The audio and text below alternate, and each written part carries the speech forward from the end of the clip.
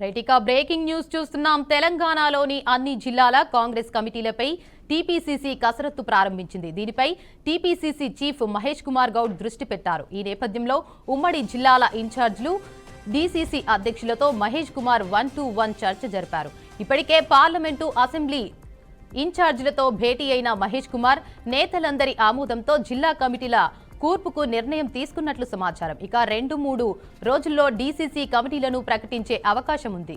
ఇక ఇదే అంశంపై మరింత సమాచారాన్ని మా ప్రతినిధి బాసిత్ అందిస్తారు. చెప్పండి బాసిత్. ఇక జిల్లా కాంగ్రెస్ కమిటీలపై పీసీసీ కసరత్తు ప్రారంభించింది. ఉమ్మడి జిల్లాల ఇన్ఛార్జీలు డీసీసీ అధ్యక్షులతో సమావేశమయ్యారు.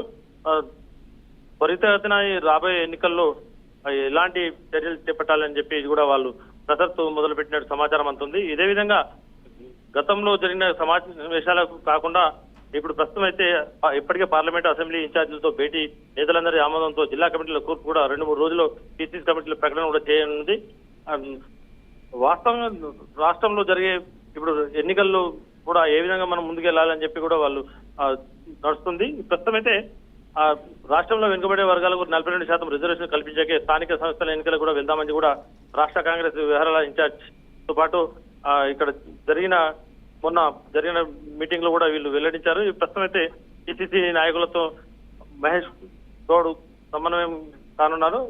ఈ రాష్ట్ర ప్రభుత్వ సంక్షేమ పథకాలు 90% పాపం జూబ్లీ హిల్స్ ఎంపీ ఉప ఎన్నికతో పాటు సాధిస్తుంది. ఉప ఎన్నికల్లో గెలిపే లక్ష్యంగా నేతలందరూ పనిచేయాలని కూడా పిలుపునివ్వడం జరుగుతుంది. వచ్చే వారంలో డీసీసీ ఎన్నికలు కూడా కమిటీలు కూడా పూర్తి అవుతాయని కూడా గ్రామ శాఖల అధ్యక్షుల ఎంపికను కూడా 3 నెలల్లో పూర్తి చేస్తామని కూడా చెప్పడం జరిగింది. ఈ నెల 15 పౌరభేరి సభను కూడా విజయవంతం చేయాలని కూడా మీనాక్షి పిలిపించడం జరిగింది.